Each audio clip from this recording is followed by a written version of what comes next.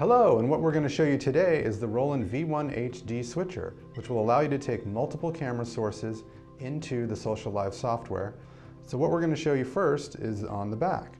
What we have is the format button, which you want to be at 1080p, which is a standard video format for most cameras right now. The DC in, which is the power button that you would select. The next button we have is the USB. We're not going to use that at this moment. We're going to skip to the output, the preview, and the HDMI inputs.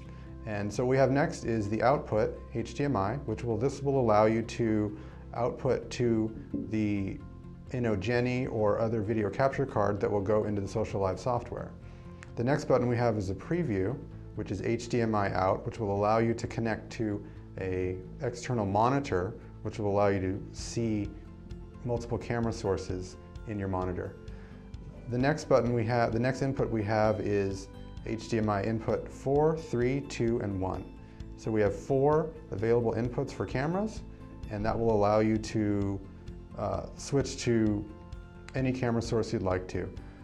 The last buttons we have here are audio out and audio in, RCA. We're going to skip that for now.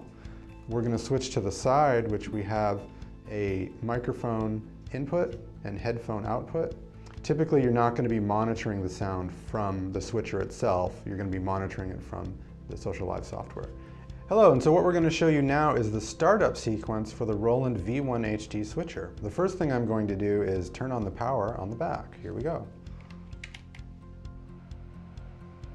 And you can see the lights come up, flashing red, green. Okay, and so what we have is input 1 and input 2 are lit up. Green on number 1 is preview. Red on number 2 is live. So that's the source that would actually be outputting to the Socialive software to your output channels. The next thing we're going to do is plug in our camera. I'm going to take my camera, plug into number 1. And you can see right there that the number 1 flashed for just a second white. What that means is the camera is initializing to the switcher, and if that stayed blinking, there would be an issue with the resolution or somehow the input of the camera. At this point, we're fine. What we're going to do next is switch from camera 1 to camera 2 with the T-bar here. And you can see how it goes. Red is live and 2 is preview. We don't actually have a camera plugged in to number 2, but if we do, that's where it would go. You can see here as we switch. The next thing we'll show you is the transitions. The one we suggest is mix. What mix will do is allow your transition to be more seamless, like a dissolve, similar to what you see on TV or the movies. The next one is wipe, and then the last one is cut.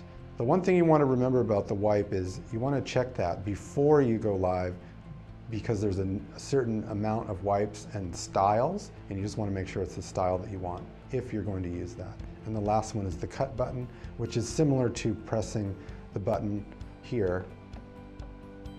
That's what a cut is, going from one source to the next.